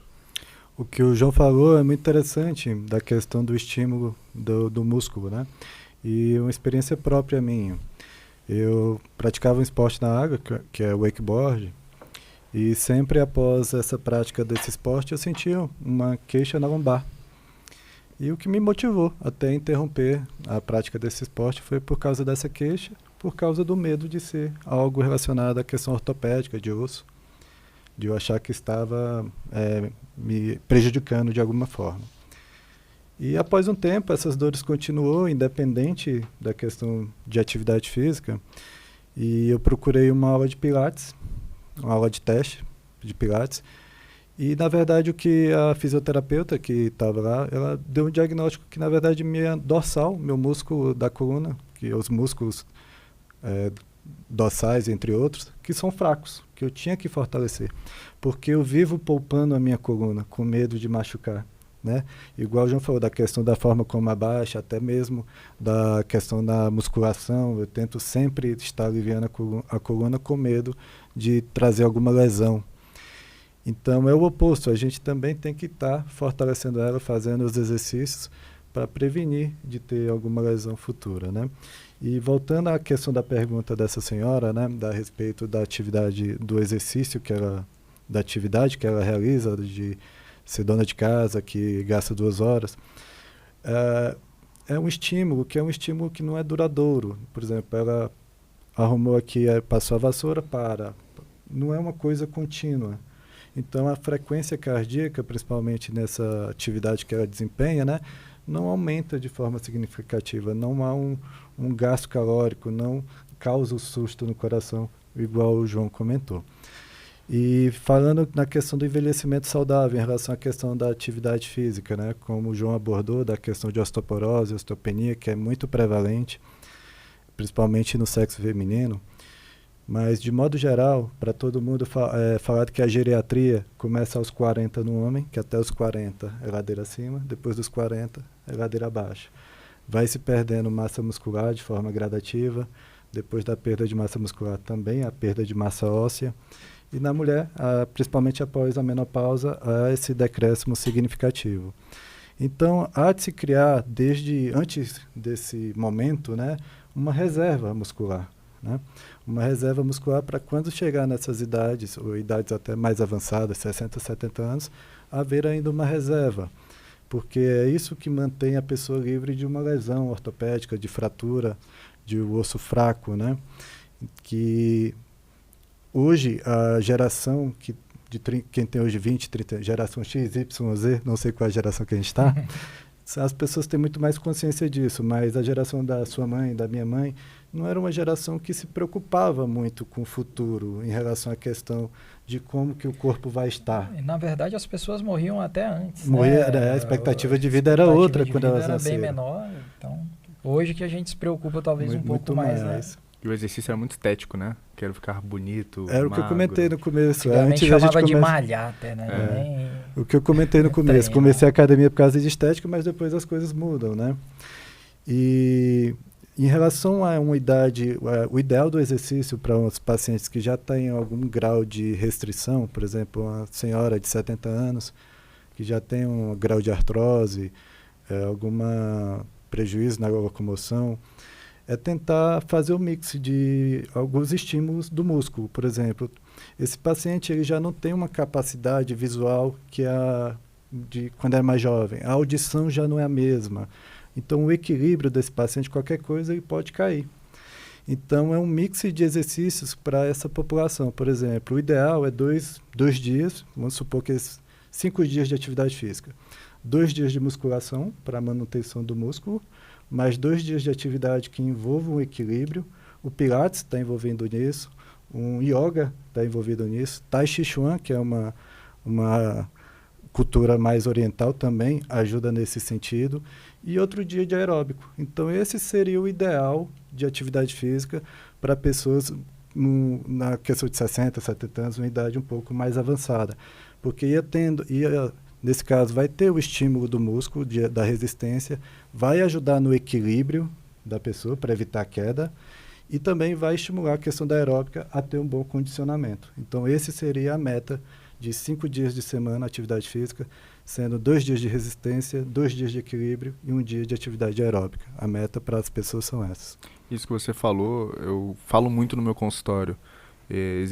Músculo é patrimônio. A gente vai investindo ao longo da vida para lá na frente a gente poder gastar e poder ter uma reserva. É um investimento. Hoje as pessoas se preocupam muito com a questão financeira, ter uma reserva de emergência. É a aposentadoria de músculo, né? Mas músculo é uma reserva também. Eu atendi, no início do ano passado, uma pessoa da minha idade, que inclusive tinha estudado comigo, que teve um AVC hemorrágico. Chegou para mim na emergência, eu ainda atuo na emergência, né? Assim, esses casos catastróficos e graças a Deus e ao trabalho de todo mundo que estava envolvido, ele evoluiu bem depois na UTI. Mas imagina, ele ficou 30 dias entubado, o corpo ali sem se mexer, uma atrofia gigantesca muscular, perdeu muito músculo. Mas por sorte ele era um jovem de 30 anos, educador físico, com um patrimônio muscular muito bom. E ele tá bem hoje jogando bola de novo. Ele ficou sem sequelas, tá jogando bem, tá jogando bola, saiu da UTI andando. Mesmo 1 mês entubado, saiu da UTI andando. Então, assim, é um patrimônio que a gente constrói, não só para velhice, mas é uma reserva de emergência, porque a gente nunca sabe o que pode acontecer, né? Então, tá com a saúde muscular, tá com o volume muscular, tá com uma força em dia, é indispensável. A força é um dos maiores preditores de independência na terceira idade. Então, força principalmente de pernas, né, de membros inferiores, que é o que faz você levantar de uma cadeira, levantar de uma privada sem pedir ajuda. Levantar da cama, de você não cair, não sofrer uma fratura. Então a gente precisa considerar hoje o exercício físico como tratamento e prevenção. A gente fala muito das medicações. Engraçado que hoje, ao longo da conversa, a gente falou de diversas medicações, às vezes a gente colocou alguns números estatísticas, né? Como da estatina, remédios para pressão, tudo mais. E se a gente for ler no duro, o exercício físico tem um benefício maior do que a maioria dos remédios, né? E a gente não prescreve. O médico médio, ele não prescreve exercício físico no consultório, né? É uma questão, né, quando eu abordo o paciente, que existe o tratamento que é o tratamento fácil e o difícil. O tratamento fácil é tomar comprimido. Agora, mudar toda uma rotina, botar a questão da atividade física. E eu sempre tento orientar meus pacientes da atividade física no começo da manhã, se possível. Por exemplo, se a pessoa acorda já 7 horas, tentar reduzir para 6, dormir mais cedo. Porque quando deixa isso para o final do dia, a chance da sua rotina não ser longa, de você manter isso por um período consistente, é muito, muito fácil de dar errado, vamos dizer assim. Então, sempre oriento, se possível, tentar encaixar isso no começo do dia, porque se torna uma coisa mais fácil. Dá para criar um planejamento de longo prazo, né? Então, as pessoas têm que ver a atividade física de tanta importância quanto o trabalho. Se o trabalho está te limitando a esse ponto de não fazer atividade física, você tem que reavaliar se esse trabalho é tão importante assim para você, se esse trabalho vai ser assim por longo da vida, se é uma coisa momentânea ou se vai ser para o resto da vida dessa forma, porque tem que encaixar. É claro que existe vários espectros de pacientes. Tem pacientes que moram perto do trabalho, tem um paciente que mora mais distante, e a gente sempre dá orientação de tentar ajustar a carga horária, seja aumentar o horário do almoço, às vezes quando tem uma hora de folga, para ver se bota 2, chega mais cedo, vai embora mais tarde, para tentar botar a atividade física nesses horários, porque fica mais fácil a adesão. Porque quando deixa para depois do trabalho, a pessoa já tem um dia muito cheio, cansativo, transporte 6, 7 horas da noite, mesmo... A cama chama ele quando Você chega em né? casa e eu falo, tá bom, vai ser depois do trabalho, não senta no sofá, não deita na cama, é chegar em casa, trocar de roupa e sair. Ou já leva a bolsa com a roupa porque da senão academia. já era, caso perdido. Mas tem que ver como obrigação mesmo. O exercício físico é bom, ainda mais quando você encontra um exercício que você gosta. Isso é muito importante também. A gente não tem, hoje, Brasil, né, enquanto cultura, essa questão de estimular tanto o exercício na infância e estimular as pessoas a buscar exercícios que elas gostam. A maioria das vezes é o exercício que tem ou é o exercício que essa pessoa é jogada e essa pessoa cria um trauma na infância e aí ela acha, eu não gosto de exercício físico. Porque lá na educação física todo mundo estava jogando bola, ela não gosta de jogar bola, pronto, descobri que eu não gosto de exercício físico. E não é bem assim, né? A gente tem infinitas modalidades de exercício físico, de esporte. Então é essa pessoa descobrir o máximo possível o exercício que ela gosta. E se você não gostar de nenhum exercício, eu tenho uma má notícia. Você precisa fazer mesmo assim, mesmo sem gostar. Seja um adulto responsável. É o que eu falo para os pacientes, a gente nem sempre faz o que gosta não, faz o que tem que ser feito. Exatamente. Né? Quantas vezes eu acordo de manhã e falo, meu Deus, eu não queria ir trabalhar. Mas é o jeito. Da mesma forma, às vezes eu não quero ir para academia, mas eu preciso ir. O que o João abordou da questão da cultura é uma coisa muito relevante, né, do Brasil. Das escolas, de modo geral, seja escolas privadas ou escolas públicas ou militar, o que quer que seja, não há um apelo para a questão da atividade física, é simplesmente para a questão do vestibular, para a formação em português, matemática, o que quer que seja. É deixado de lado a questão da educação física. É uma educação física, às vezes, uma vez por semana. Podia, às vezes, ter até outro nome, né? Um nome mais chamativo do que educação física. Assim, eu fiz o 3º ano nos Estados Unidos, lá, né? Fiz o ensino médio lá, 1 ano. E na minha grade a gente seleciona, mas na grade de todos os alunos tem educação física todo dia, em algum momento, seja o primeiro, que seja. Mas é uma coisa para todo mundo de todas as séries, seja primeiro, segundo, terceiro ou 4º ano lá. É diário. E há um estímulo da escola lá, o esporte ele é segmentado conforme o clima, o tempo, né? Por exemplo, tem a época que é o futebol americano, o beisebol, corrida. Então, ainda há o estímulo da escola, fornece material esportivo, por exemplo, para a pessoa estar lá praticando, né? Que é muito diferente do que a gente vê aqui. É admirável até o Brasil, a gente acaba vendo, às vezes, na Olimpíada, sei lá, 10º lugar, porque é pouco o estímulo que nós temos aqui. Acaba, às vezes, sendo uma coisa de que nem seu pai era atleta, você poderia ser um jogador de vôlei, ou uma coisa que já é familiar, que a pessoa é estimulada a isso de alguma forma, mas não que aquilo que foi criado para ela, né? Assim, foi apresentado de alguma forma, eu acredito que nesse sentido. A maioria dos nossos atletas olímpicos são verdadeiros heróis, né? Assim, contra tudo e contra todos, assim. E realmente, essa questão da infância é muito importante, como eu falei, né? Muita coisa do nosso metabolismo é definido na infância, na adolescência, e a gente carrega esse peso depois na idade adulta, né? Quem foi, chamar o termo gordinho na infância, na adolescência, muitas vezes luta contra o peso depois que vira adulto e sabe sobre isso. Eu estava conversando com um grande amigo que é médico do esporte e é pediatra. E ele faz muito essa parte do esporte na adolescência e na infância no consultório dele. E a gente estava conversando sobre a quantidade assustadora que tem aparecido de jovens sarcopênicos. Sarcopenia é falta de músculo, né? Que é alguma coisa que a gente espera de encontrar no idoso. E cada vez mais a gente tem visto crianças e adolescentes sem músculo. Aquele corpinho flácido, falta de tônus muscular, falta de volume muscular, justamente porque as telas tomaram conta de tudo.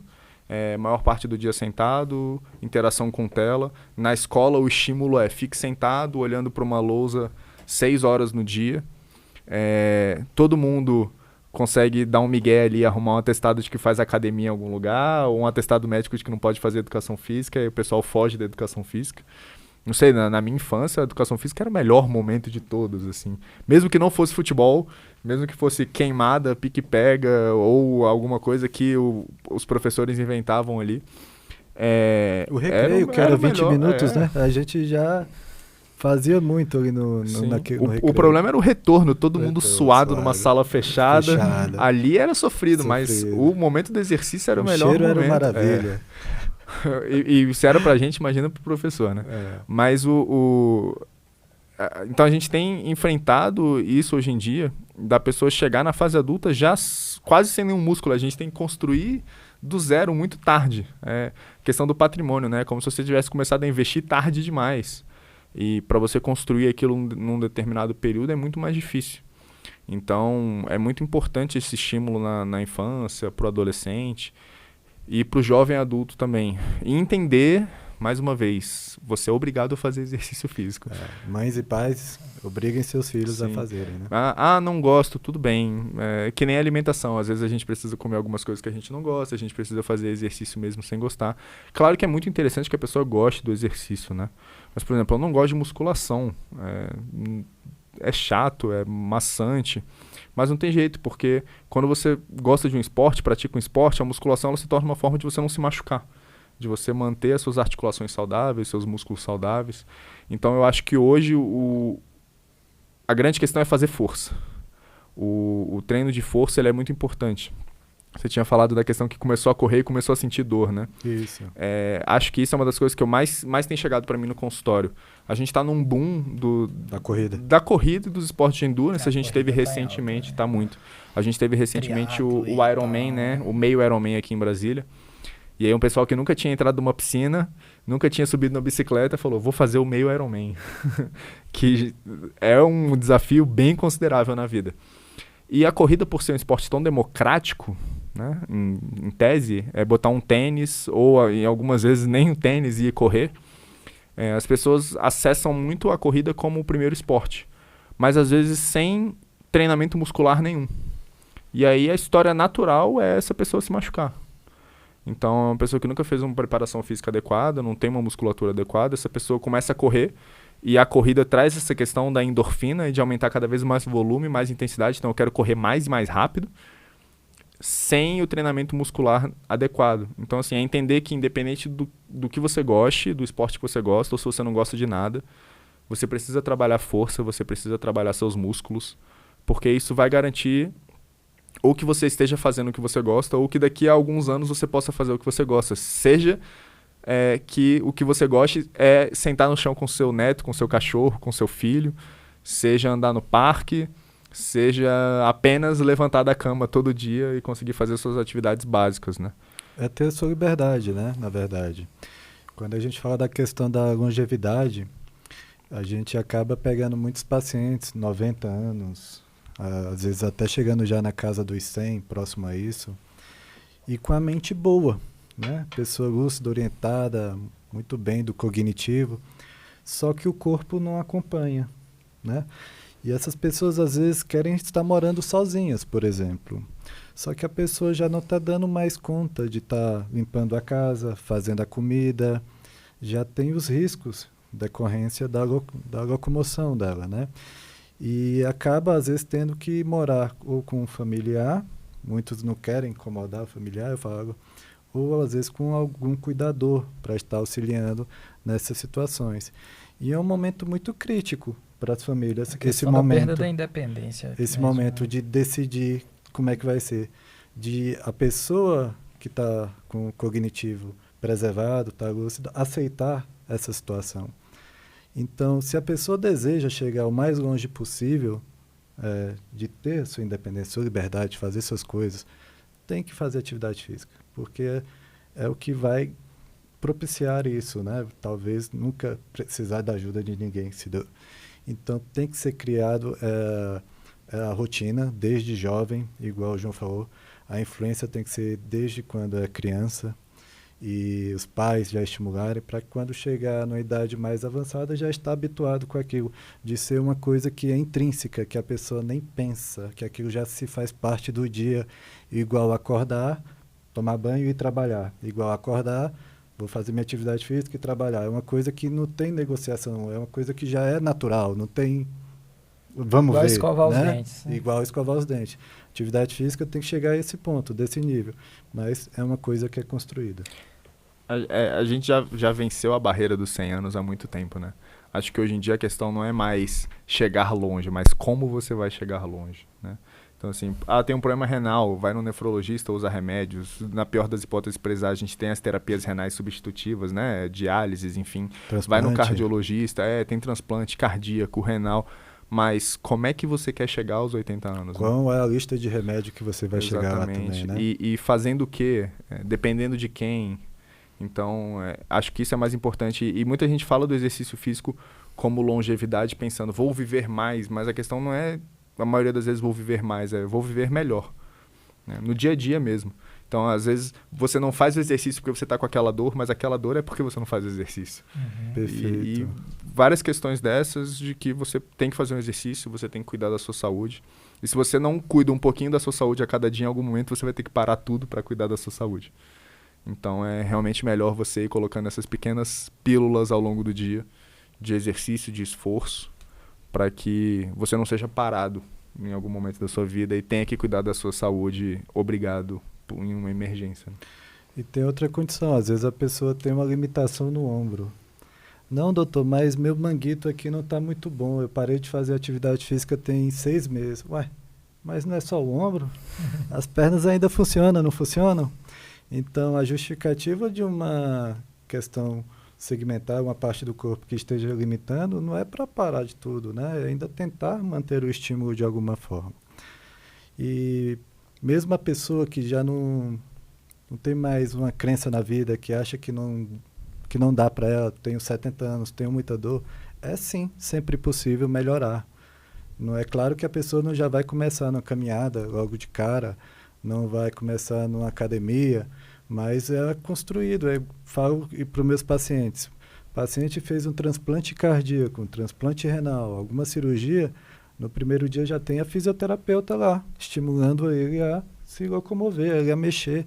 Paciente crítico, né? É muito importante. Então é a mesma coisa. A pessoa tem que dar o primeiro passo, né? E, geralmente procurar uma clínica de fisioterapia para fazer esse condicionamento, para fazer um trabalho de melhora gradativa, né? Alguns pacientes até buscam isso, mas às vezes acabam buscando uma fisioterapia. Existe médicos e médicos, existe fisioterapeutas e fisioterapeutas também.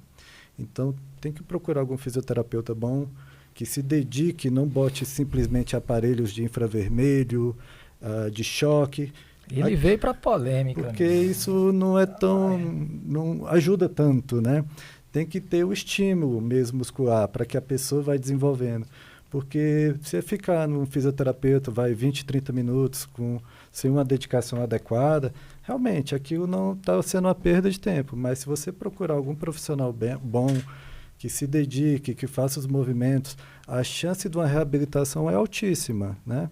E se tiver algum problema, procurar um médico do esporte, um ortopedista, para ver qual que é essa limitação em decorrência do que está limitando o determinado tipo de atividade e buscar a melhor forma de estar se estimulando, né? Recentemente, eu gosto de esportes radicais, né? Fui praticar snowboard e ainda sou um principiante, né? É um esporte perigoso, muito perigoso, os ortopedistas devem amar. E o meu pulso que já não é dos melhores, muitas quedas, a gente acaba apanhando muito, né? Então, meu pulso hoje não está dos melhores. Mas eu não parei a limitação, conversei com um profissional, que é o Rodrigo, excelente educador físico, e ele adaptou um tipo de atividade para mim, mais suave, é claro, que poupasse meu punho, né? Que eu conseguisse ainda fazendo algum grau de estímulo muscular até que eu melhore dessa condição. Então, estar procurando bons profissionais é fundamental para uma reabilitação, para a manutenção da atividade física. Antes na medicina tudo era o resguardo, o repouso, né? E hoje em dia a gente tenta minimizar o máximo possível. A pessoa faz uma prótese de quadril total, bilateral, no dia seguinte ela está caminhando de alguma forma. A pessoa faz um transplante cardíaco, o quão precoce possível ela está fazendo algum exercício no leito com o fisioterapeuta. A gente sabe que a pior coisa para o corpo é não se mover. Não se mexer, não trabalhar músculo. Então, ele falou, se tiver algum problema, procura o médico do esporte. Você não vai ter desculpas. O médico do esporte vai te botar para fazer algum exercício. Pronto. São raríssimas as situações que a gente fala, não, você vai ter que parar de fazer exercício agora. A pessoa tem que ser boa de desculpa, né? Sim. Mas não vai encontrar desculpa o não. suficiente. Algum exercício você pode fazer em casa. Nem que seja ficar com a bolinha na mão, mas algum exercício você vai poder fazer. Isso aí, show de bola. Cheguei feliz aqui, estou saindo algo preocupado. Acho que vou ter que passar ali na academia e retornar às atividades físicas. A galera engatou no assunto aqui, tem 20 minutos que eu quero saber se está tudo bem com o nosso diretor ali, que ele acabou tendo uma pequena queda, mas ele tem músculos ali e encontra-se bem neste momento. Acho que podemos encaminhar mais para o final agora. Queria que cada um deixasse suas mensagens finais. O Tássio, como cardiologista, atua aí na área da geriatria, e o João na parte da medicina do esporte. O que é que cada área tem aí realmente para contribuir para a nossa população, para a nossa sociedade, para as pessoas envelhecerem melhor? Muito bem, fico feliz pelo convite. A conversa foi de alto grau, que é algo ansioso, né? Tá na presença aqui do Jassônio, do João, são médicos bem embasados. Acho que a discussão aqui foi de altíssimo nível, principalmente no que tange a questão da necessidade da atividade física. Abordamos diversos temas que têm alguns mitos que foram desmistificados hoje, das orientações que têm que ser passadas desde para quando a pessoa é mais jovem, quando já está numa idade também mais avançada. Então, conseguimos abordar, de modo geral, bons temas a respeito da atividade física, no que relaciona-se à questão cardiovascular e também da longevidade, né?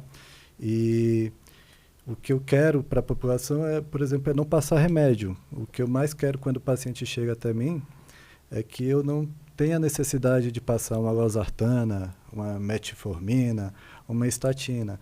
E eu ainda dou a chance para esse paciente quando há algumas taxas alteradas, quando é viável, é claro. Faço o estímulo, oriento a respeito da questão da atividade física, da nutrição, tento passar um pouco do que eu sei, mas, é claro, também oriento um acompanhamento multidisciplinar, seja com nutricionista, dependendo também caminho para um personal trainer, para um educador físico, porque muitas vezes a pessoa não tem o conhecimento de como fazer para evitar lesões, para evitar, às vezes, de ter que parar de forma precoce no Dr. João, nada contra, mas buscando a melhora da saúde do paciente. Então, é isso que eu desejo, que as pessoas criem esse tempo, criem esse hábito desde sempre de se cuidar, de dedicar um tempo para a sua alimentação, de dedicar um tempo para a atividade física. E obrigado aí pelo convite. Deixa o arroba aí, para quem for assistir. Muito bem, arroba Dr. Tássio Braga, THASSIO Braga. Vai, João. Bom, agradecer mais uma vez o convite. É um prazer, assim, como você falou, né? É muito importante que a gente ocupe esses espaços. Tudo na vida é espaço. Se a gente não está ocupando, alguém está ocupando. E é muito importante que a gente ocupe esse espaço na internet para falar, não necessariamente da posição do ultra especialista, de quem detém todo o conhecimento, mas de pessoas que estudaram e são bem intencionadas realmente, né? Então é importante a gente ter essa linguagem, esse acesso direto com as pessoas para que a gente possa passar uma informação com um pouquinho de credibilidade, né? Foi muito boa a discussão aqui hoje. Adorei que a gente puxou muito pro exercício, que é o meu dia a dia. Como eu falei, a medicina do esporte, do exercício, ou do exercício do esporte, ela está aí para todo mundo. Não importa se você nunca praticou, não importa se você pratica todo dia, não importa se seu ganha-pão é o exercício físico, aí então você não tem por que não estar já acompanhando com o médico do exercício do esporte. Estamos falando aqui em Brasília, né? Em Brasília a gente ainda não tem essa cultura. Em São Paulo a especialidade ela já é bem mais difundida, mas ela é uma especialidade nova na medicina, comparado com a cardiologia, com a nefrologia, que já são especialidades talvez bicentenárias aí. A medicina do esporte ela é uma especialidade bem mais jovem, e a gente não tem essa cultura ainda. E é muito importante que as pessoas entendam que ela está ali para auxiliar, independente do seu grau de prática, de instrução, de aptidão corporal, O exercício físico, como a gente falou aqui, alguns poucos benefícios comparados com tudo que a gente tem. A gente poderia falar do efeito do exercício físico no câncer e em diversas outras coisas. Então é muito importante você praticar, é muito importante você estar bem aconselhado, principalmente se você já tem mais de 35 anos, se você tem algum problema de saúde, é muito importante estar bem aconselhado. Mas acima de tudo é muito importante você estar fazendo exercício físico. A alimentação é essencial também. Mas o exercício físico ele é completamente indispensável. Mover o seu corpo, trabalhar os seus músculos, aumentar a sua aptidão física, seja força, flexibilidade, potência, capacidade cardiopulmonar para você conseguir subir um lance de escada sem se cansar, correr atrás do seu cachorro, do seu filho, do seu neto. Tudo isso é muito importante, tudo isso tem um peso muito grande realmente. Como o Dr. Tasso falou, meu objetivo é não prescrever remédio, né? Se pudesse, seria tão mais fácil não ter que ficar se preocupando com interações para a pessoa que já toma 10 remédios. Então, entender essa necessidade do exercício físico é muito importante para os profissionais de saúde que estão nos vendo, entender que hoje, se você não prescreve, não se importa do seu paciente estar fazendo exercício físico, você não está oferecendo o melhor para ele. Desculpa, independente da sua especialidade, independente do que você faz, se você não orienta o seu paciente sobre exercício físico, você não está oferecendo o melhor para ele. Então a gente tem que ter essa capacidade de orientar, de referenciar um bom profissional e de insistir para que as pessoas estejam se movimentando, estejam ativas. A gente vive uma pandemia de sedentarismo. No nosso trabalho a gente fica sentado, em casa a gente fica sentado ou deitado.